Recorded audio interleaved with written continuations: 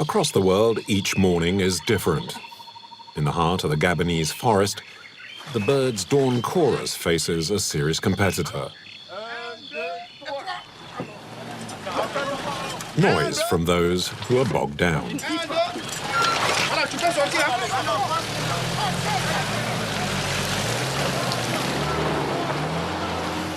Cries of encouragement can boost morale, but they can do nothing for this monster.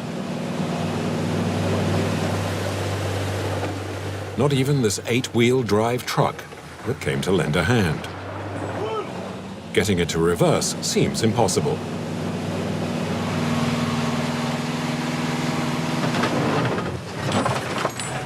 The cable is screwed.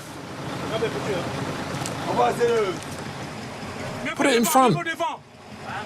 Otherwise it's no good. The truck will fall.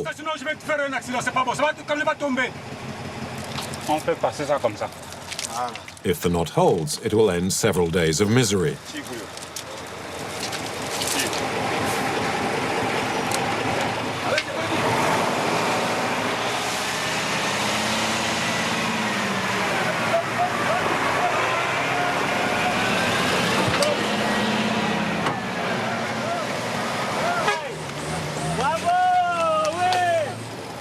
We're saved. It was awful. I spent 3 or 4 days here. Now it's okay. You have to trust in God. It was a miracle.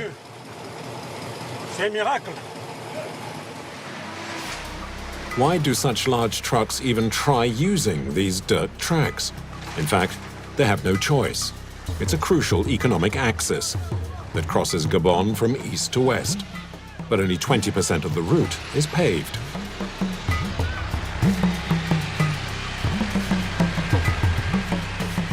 Like many African countries, Gabon has no shortage of natural resources. Its offshore oil fields and forests that cover most of its territory earned it the nickname the African Emirate. After black gold, green gold is the country's second greatest resource. Without the forest, Gabon's economy would soon collapse. Transporting timber is a dangerous business. On the Gabonese roads, the steering wheel takes on the air of a funeral wreath. It's our daily routine, this.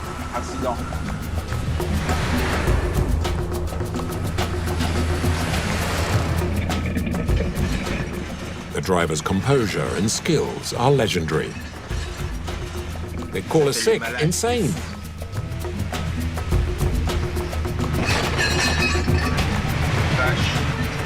Gabon's road network is one of the least developed in Africa. And besides, the nation's 2 main cities, the capital Libreville and Port-Gentil, are not connected by road, but by a river.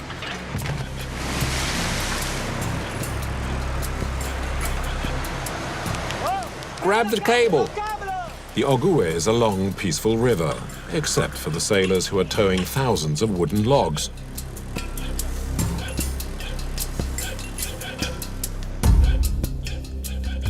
Once they arrive in Libreville, bring the stock here, come on. When the trees are rolled out in wooden sheets, they are used to make plywood for furniture in Europe and Asia.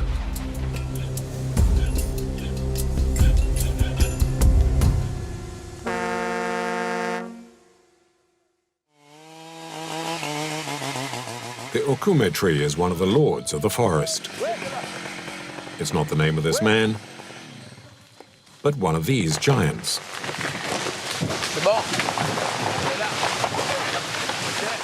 The tool that floors it needs to be powerful, and it is.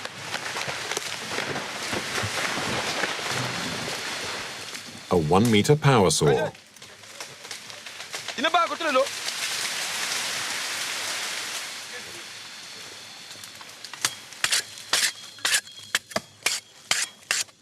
Let's start working the wood.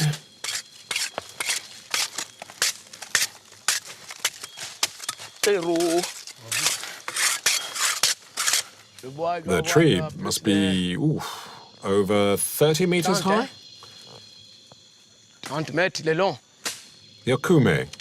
I've started the saw. Took 100 years to get to this size.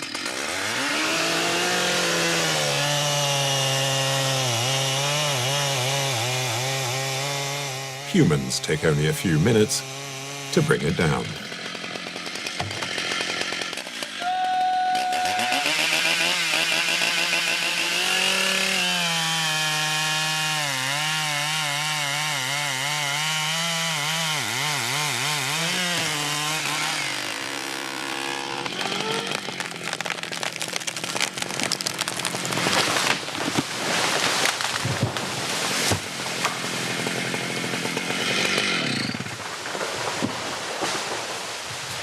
Its long journey begins. At the edge of the forest, hundreds of trunks, called logs, are sorted and piled into trucks. The load often exceeds 50 tons.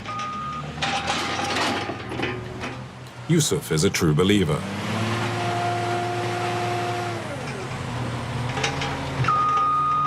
But for his truck's inspection, he has faith in just one person.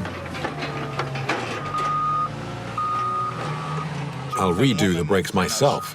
I don't let anyone else do it. Are the brakes the most vital part of the truck? They are.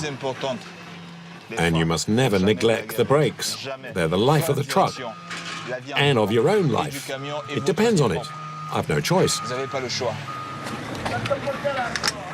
Never trust anyone or anything is how he's survived so long behind the wheel.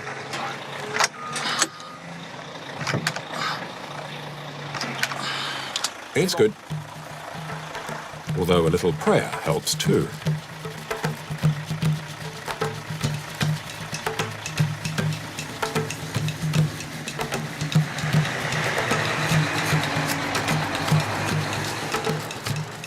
Yusuf takes to the road with 2 other trucks. An epic journey awaits. The convoy leaves La Stourville, hoping to reach the capital, Libreville, in 2 days. A distance of 645 kilometers, all muddy tracks and asphalt defaced by rainfall.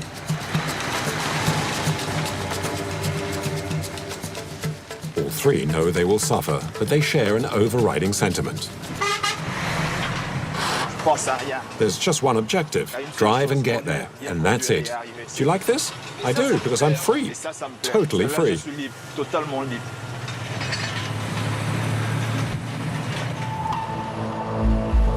In recent months, Yusuf and the logging trucks have been overworked. A non-stop series of return trips. The fault lies in the poor condition of Gabon's railways. As a result of poor upkeep, trains only run infrequently. Hundreds of logs are stuck in the wagons.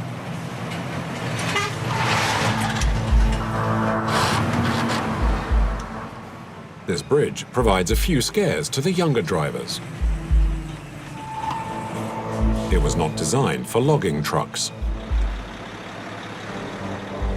This is a test of a good driver. The width is challenging, it's very narrow. It's a tight fit.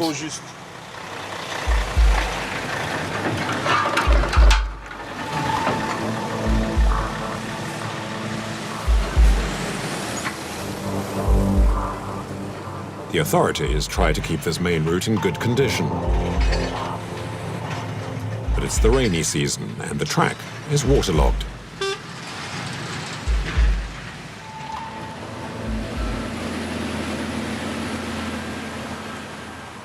Here it's difficult. It's just a sea of mud. Is it slippery? Well, more a matter of getting sucked in and stuck. You have to sort of force your way through. On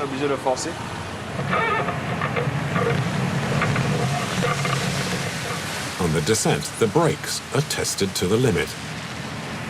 Yusuf takes risks, but he refuses to think about it. He makes the equivalent of 1,500 euros a month. 6 times more than a teacher. His only regret is seeing his wife and 5 children only 2 days a week. Is your wife worried? Oh, she is worried, which is why I call her all the time to reassure her that I'm still alive. She doesn't like me doing this anymore. She wants me to stop. Parce que ça, il n'en veut plus.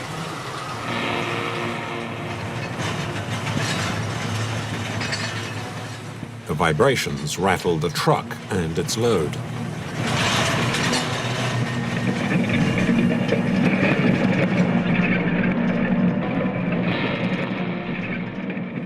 With every bump, the logs move about, despite the safety straps.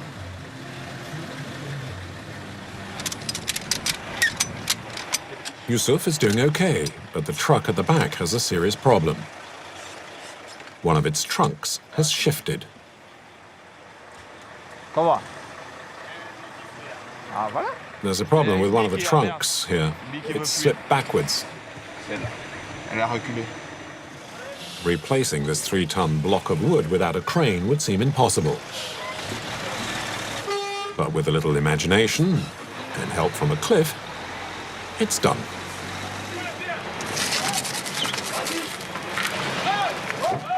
That one's good. Yep, that one's good. But look, there's another one here. Oh, we can put that back.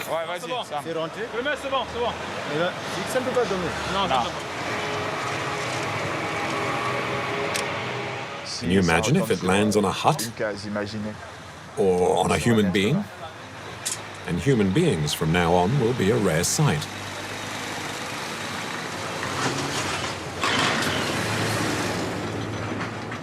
The village marks an invisible boundary with the most hostile part of the road. Yusuf's convoy enters the dreaded forest of bees. A 2,500 square kilometer no man's land. Better not break down. Best not. Let's pray it doesn't happen.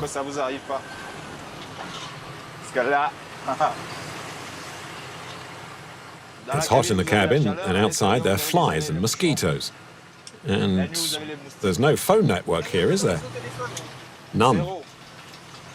Just your fellow truckers. Legend has it that the forest is cursed, a refuge for evil spirits who are said to cause accidents and breakdowns and to torture the unfortunate drivers for days at a time. Like this one. He came to tow a truck in difficulties. When about to leave, his truck bizarrely gave up the ghost.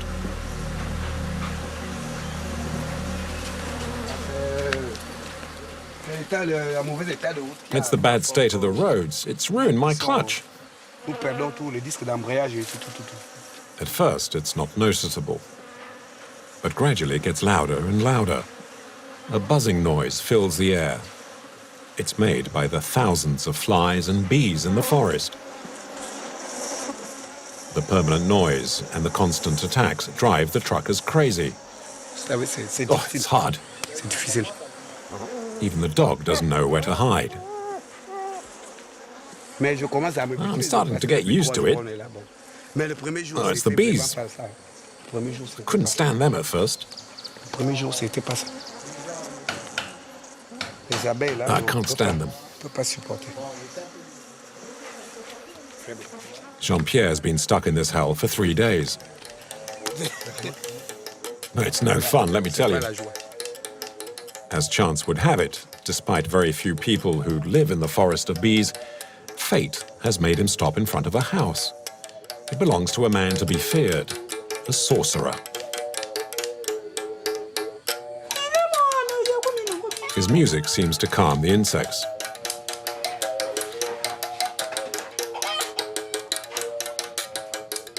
The sorcerer has agreed to put Jean-Pierre up until help arrives.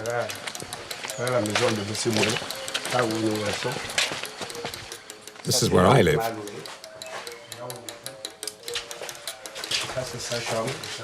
And that's the living room.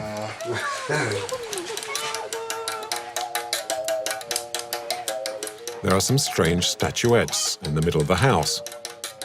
They are there in part to treat the young man. His family believes an evil spirit has made him a simpleton. In exchange for his care, the youngster helps with the household chores and prepares the meals. That's porcupine. Is that what you're going to eat today? Yeah. Même vous aussi, si vous êtes The là. bees seem upset, don't they? No, they're not cross. And what's that liquid there? It's water. C'est de l'eau. Are those bees in there? Oui. Yes. Et ceux-ci, c'est au cas And this is quite hard, actually. Is it something to eat? Yes. Oui. Does it need soaking in water? Yeah. Oui. The thousands of bees swarming around him doesn't seem to concern Curtis. He says he's in communion with them. You don't get stung? No.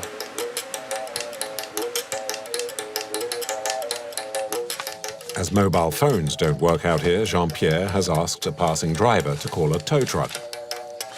In the meanwhile, he pays for his room by doing odd jobs for the sorcerer. His ordeal should be over soon.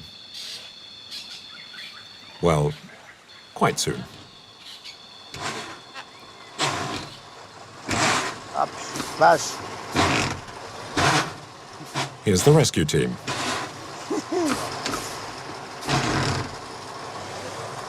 Come on. Okay. Their truck looks in very bad shape, but as long as the wheels still turn. In Africa, we throw nothing away. If a part breaks, we keep it anyway. Are the counters working? Oh yes, they're working. They're fine. There's 770,000 kilometers on the clock. But the engine seems to be holding up.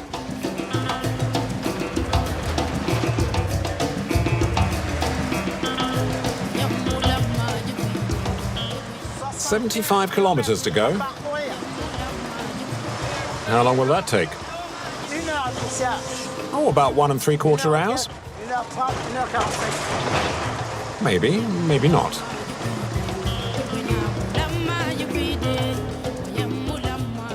In terms of traveling wrecks, there's always one worse off somewhere in Gabon. Well, that's really badly loaded. That's why he's driving like that. He's overloaded it. You mean it's too heavy? Yeah, it's too heavy.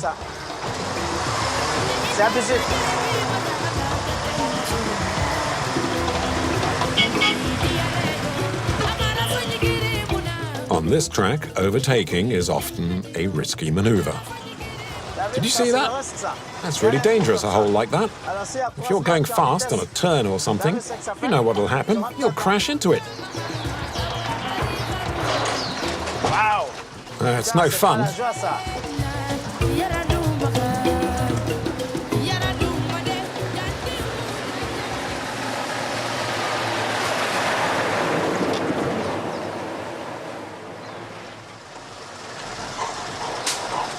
This is a quagmire. Ouais, ça fait partie. I'm going through. Well, there's no room for maneuver anyway. If it slides, I'll end up down the ravine. With heavy overnight rain, the track turns into molasses.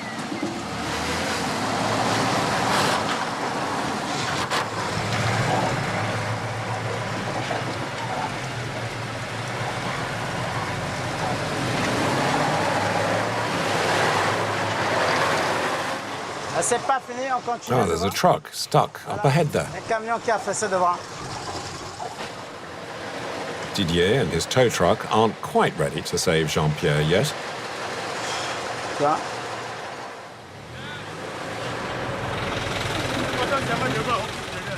We've been here a week. Oi!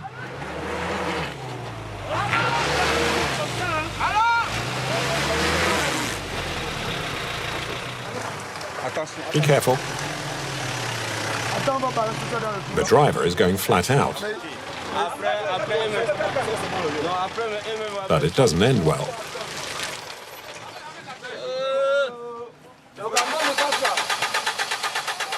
The motor refuses to budge, but in an effort to start up again, this man has an original solution. Give it to me, I'll put it in. You're using perfume? Yeah, it'll excite the motor. Okay, try it now.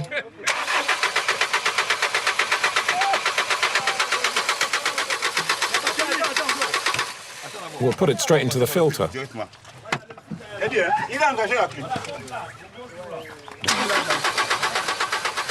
The engine doesn't seem to like cheap perfume. In the end, it's the smell of sweat that seems to work.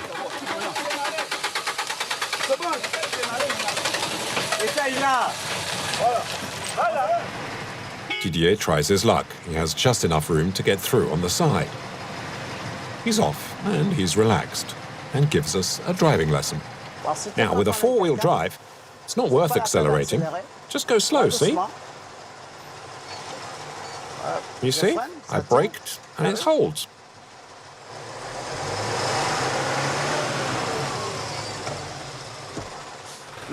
Go on. Speed up.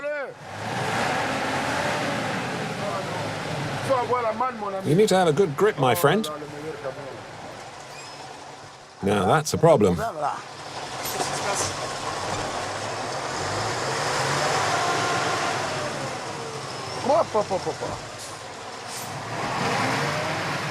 In the event, Didier rethinks his strategy, and even with his six-wheel drive, he has to pick up speed.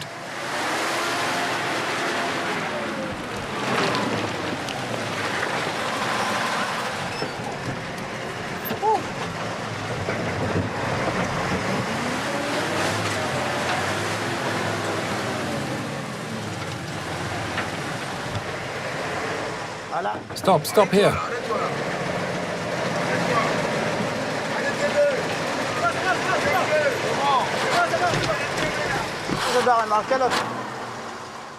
I have to help the other truck. It's a matter of solidarity. Whoever gets through tows the other guy.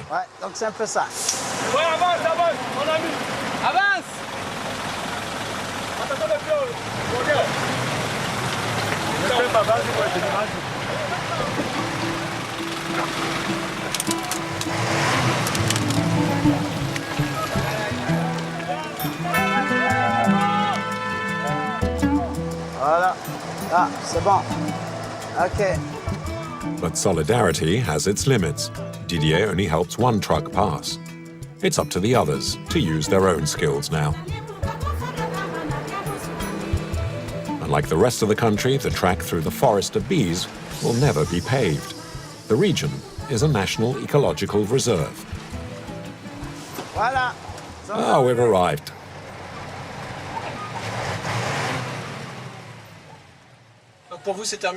So it's over then? Yep, I finished. But now it's up to the mechanics.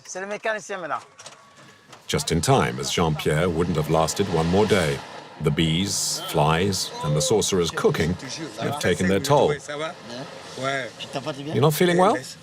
I swear I've got diarrhea. I have to go to the toilet every 5 minutes. The heat, humidity, and the gnats don't make the task any easier for the mechanics.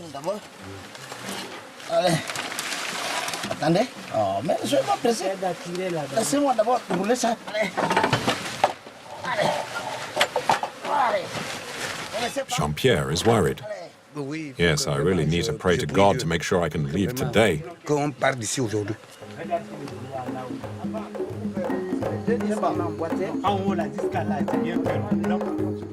The mechanics bode ill for the sorcerer.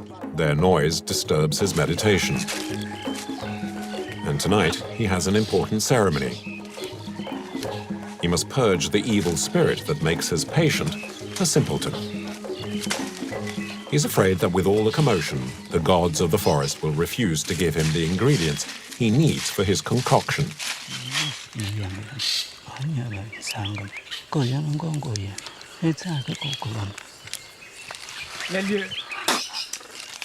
You asked its permission? Oh, yes. The tree agrees he can take a piece of the bark. Out of respect, he heals the wound.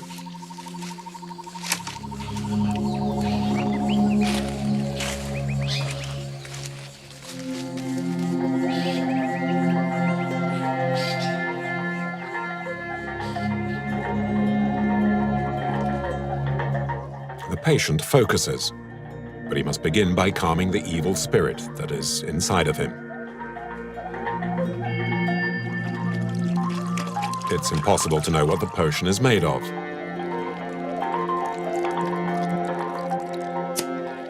There's some beer and some claws from a flying squirrel complete the preparation. We're heading this way.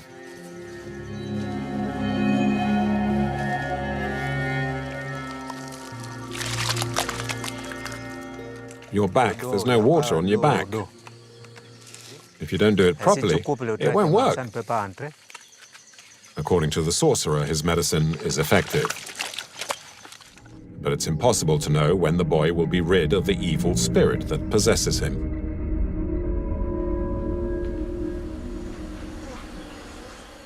But there's bad news for Jean-Pierre and his helpers.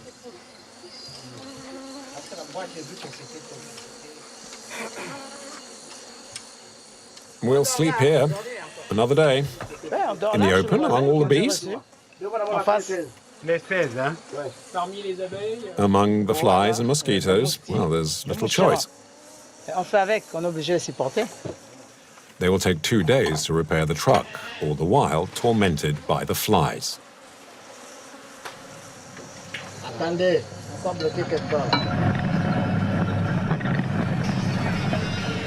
The road may be narrow, but Yusuf has his right foot pressed down on the accelerator and his left foot off the brake.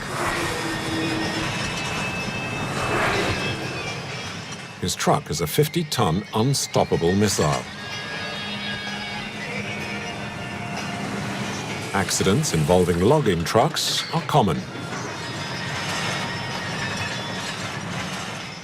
I risk my life in this truck, I know it. Do you know people who've had accidents?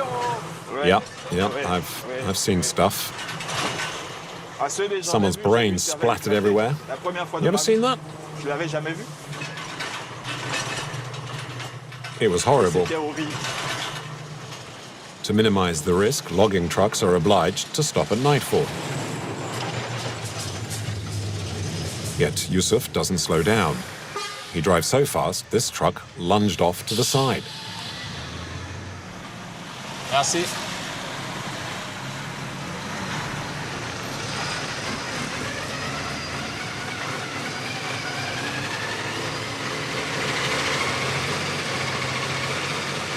The drivers are a bit upset.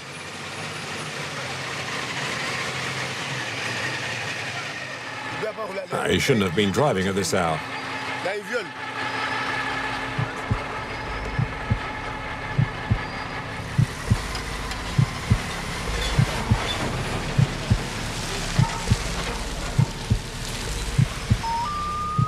Regardless of danger, Yusuf's convoy rushes headlong into the night. Their only concession, all three have reduced speed. I'm still in the forest here, and I need to find a good place, as I can't stop here. It's very narrow, and also dangerous for other people. I have to find somewhere suitable to park.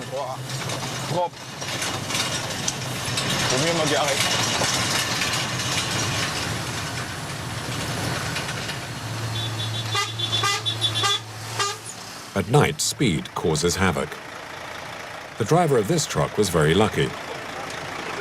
Behind the trees that are holding up the truck is a steep ravine. The driver slowly regains consciousness.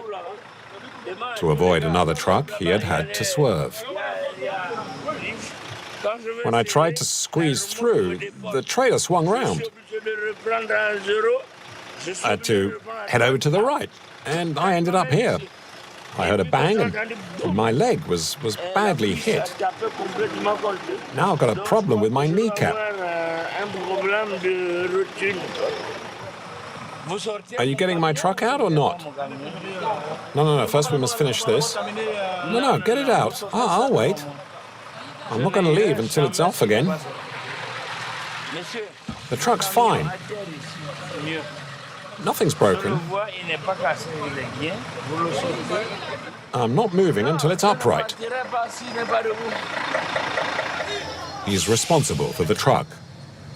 If thieves ransack it overnight, the driver will lose his job.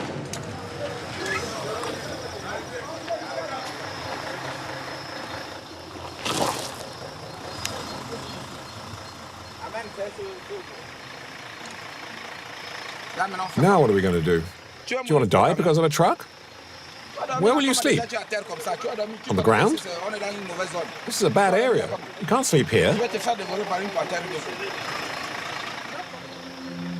The pain in his injured leg gradually gets worse. The driver decides to abandon his vehicle. He'll spend the night in a clinic. And he's had a bit of luck. No one will come to take his truck apart.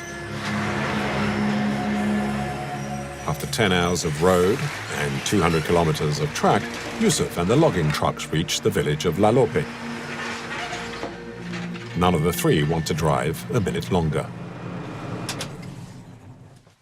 Okay, journey's end. How do you feel? Knocked out. Exhausted. A prayer and then sleep. That's all I need. And to use my telephone, of course. To call his wife and his children. Oh, especially that. End of the game. Does your back ache? It doesn't hurt. This is just a habit. I don't miss it. I'm going to see my former colleagues. Yusuf dreams of Mama Tantine's delicious food. Oh, this is a required stop for all truckers to quench their thirst. He's come to eat and drink. Others come for a little tenderness. I'm looking for somewhere to lie down. Well, we'll make the best of whatever there is. There are places for a short time, but no rooms. The place is a victim of its own success. Is there anything to eat? No, it's all finished. Yusuf has to settle for a soda. He might have got a meal if he'd reserved what are known here as the sisters-in-law. Oh yeah, I had a meal. So you were lucky. Yes, luck was with me. I'm with my sister-in-law. She got me the food. To make matters worse, the next day promises to be difficult. The forecast calls for heavy rain, and the night is likely to be hectic. It's hard. There's noise from the musicians and the radio. The musical cacophony almost never stops. And adding to the noise is a strange cry from the end of the street. As if being summoned, hundreds converge towards it.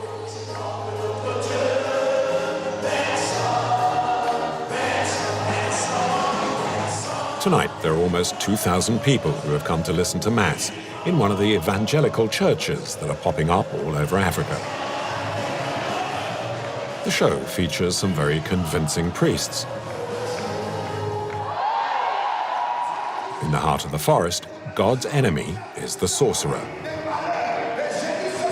I say tonight, witchcraft must end. The witch must die. I will make sure fire will destroy the witchcraft. Fire! Fire! Fire! The crowd is galvanized by the priest's litany, and the flock gradually goes into a trance. Some are in spasms. The priests say it's a good sign, because the black magic will leave their bodies. With maybe just a little more help.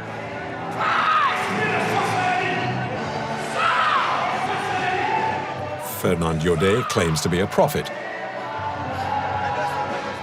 Tonight, he's challenging the water demon that has taken possession of this woman.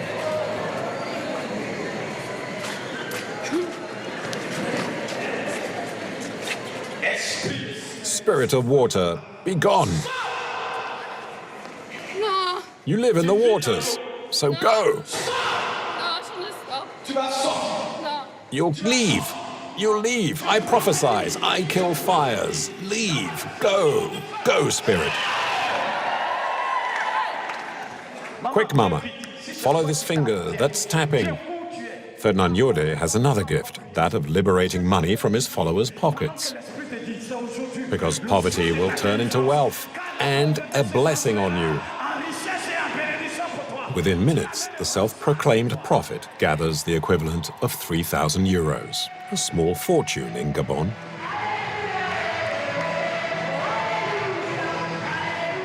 It takes 6 months for this ardent devotee to earn the same amount of money by risking his life every day. But a banknote against a little divine help is far from being a waste, according to Christian. There could be an accident, but if the divine spirit is with us, if the spirit comes and prevents all that, then everything will work out without any trouble. So I have peace of mind.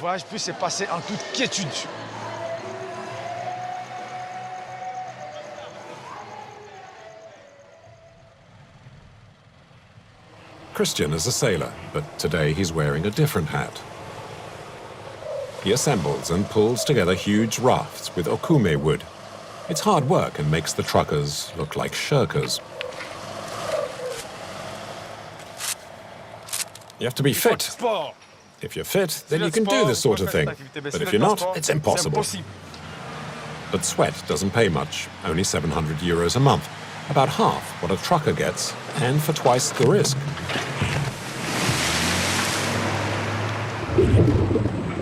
The men have no protection.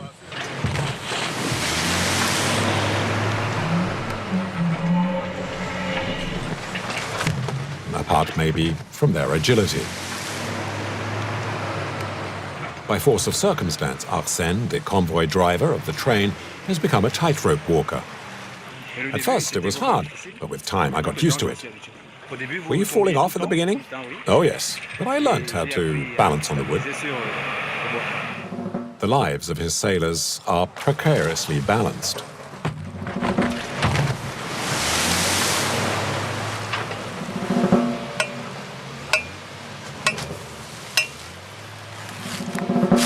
Arsène has been conveying wood for 10 years.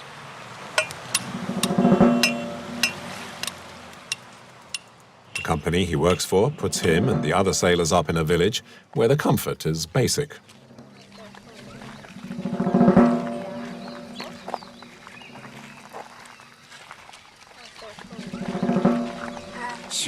I live here with my wife and my children, my family. Everyone's here. Can we come in with you? Okay, no problem. Hello, madam. Hello. Just a few square meters, even for a large family. How many kids do you have? I have 5 children. And it's just your salary that takes care of everyone? Yes, my salary feeds the whole family. You're not worried when he's on the water? Well, of course she is. She can't help being worried.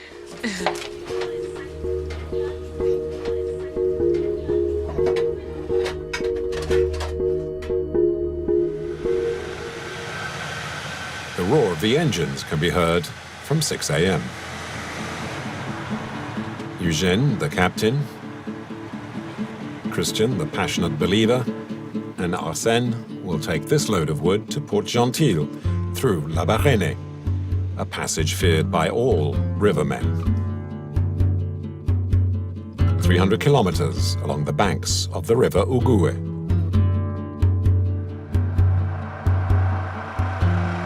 Arsène, tie up the middle one like that, all together. Take the cable there, as that one's the one we need for it to come up. The load is worth 350,000 euros. If they lose a trunk, they'll have to pay for it.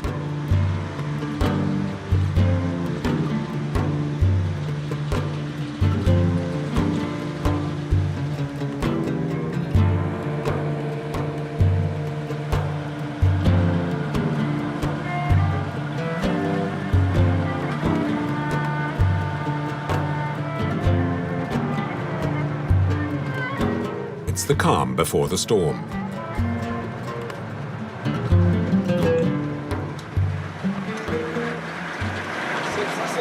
This is the day's special, pork cutlets and spaghetti. Excellent. During the rainy season, the Oguwe is unpredictable. Its flow increases, and the 350 horsepower tug struggles against the current. It's tremendously powerful and moves at the same rate as a mountain river. There'll soon be no time to relax.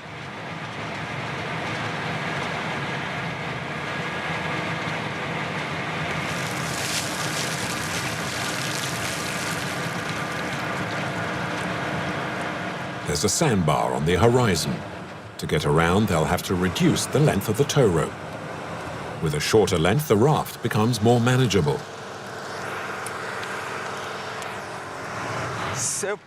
It's to reduce the wake. Hold on. How long? Eugène has carried out this maneuver many times before, but this time the current pushes the raft towards the shore. The trunks catch on the riverbed, and the ropes may not hold. The raft might come apart.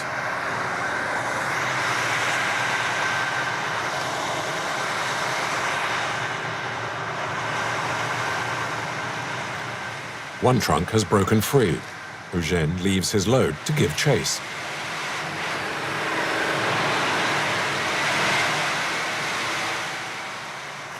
There's the cable, pull it. The log was found by a fisherman, who would have gladly kept it, as Oguwe wood makes a perfect canoe.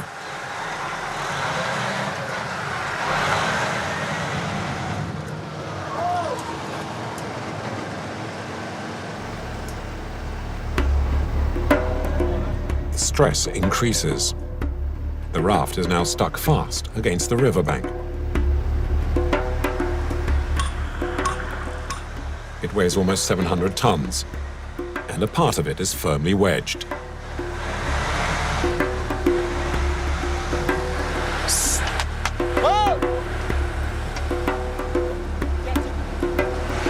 Tire là, non, là où je t'ai laissé là, tiens, tire.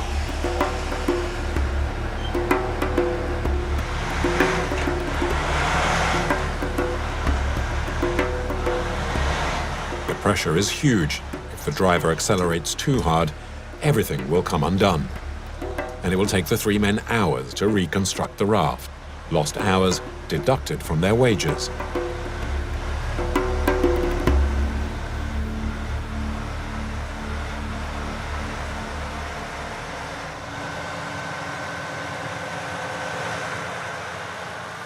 We almost broke up. If the front part of the raft hits the bank, it will turn and the pressure will make it break up. Everything almost came apart then. Yes, we nearly smashed it all up. We had to free up the front of the raft very quickly. I could see you were worried. Well, now it's all right. But the incident caused some damage. As the journey progresses, the scents of the forests are overwhelmed by the smell of gasoline and the engine loses power. Du moteur diminue.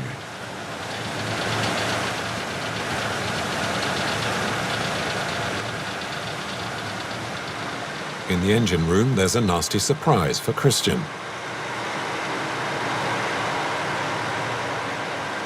Some of the fuel supply joints have broken off when they push the engine to the limit. It's an operation that needs to be carried out every half hour.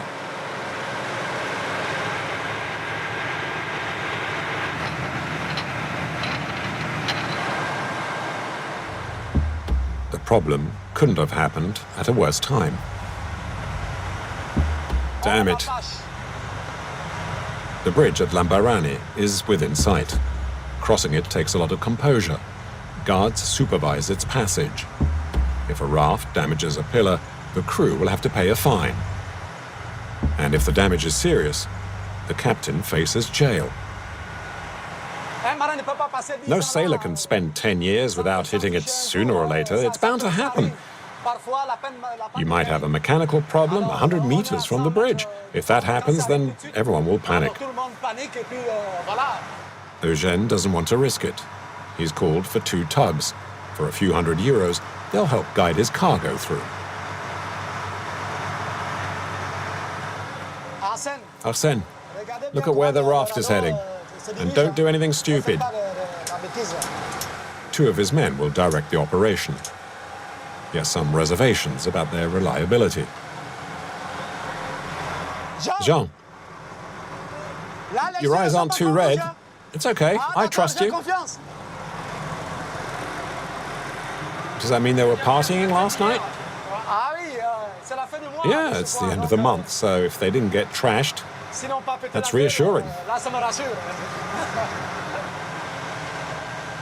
The two escorts prevent the current playing with the raft.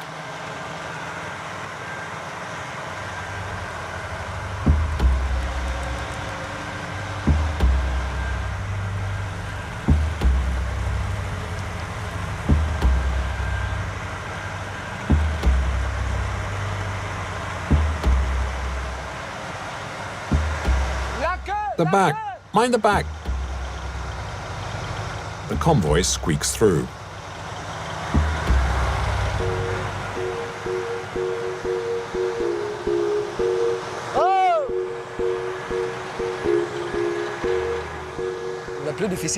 The hardest thing is to get past the bridge. We did it, and it went well.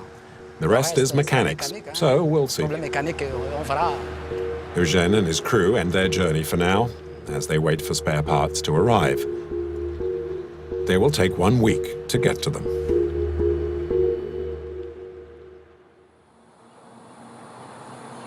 For their part, Yusuf and the logging trucks can finally enjoy some paved roads. They make the most of it, as only 10% of the roads are surfaced in Gabon. I have to put my foot down. We're playing with time now. As always, the problem is overtaking. Drivers have so little opportunity of taking such smooth roads, they don't like being passed. If they're going faster than you, you let them overtake. Yeah, you put your foot on the brake a bit.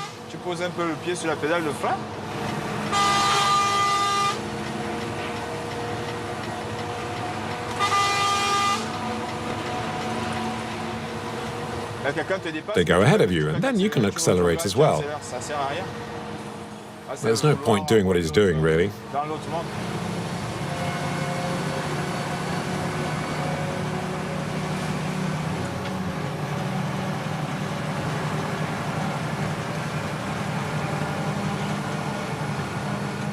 It gets dark by 7 p.m., as in the forest, and the 3 trucks will no longer be allowed to be on the road. Yusuf's boss wants an update. Yeah, it might be tight. Yeah. Okay. Is he worried? A little. He needs the wood.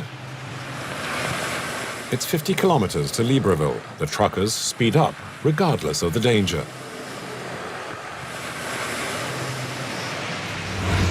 The road turns into a torrent, and it's impossible to spot the huge potholes hidden underwater.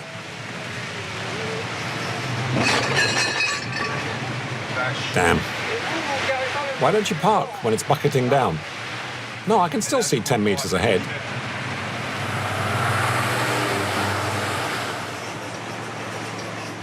Finally, the trucks enter the outskirts of the capital.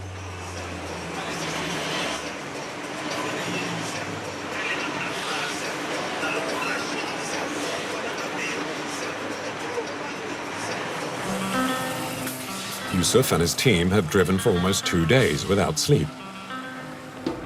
Yet, they'll hit the road again tomorrow morning with the same enthusiasm. After my wife and my children, this is my life. My life is the truck.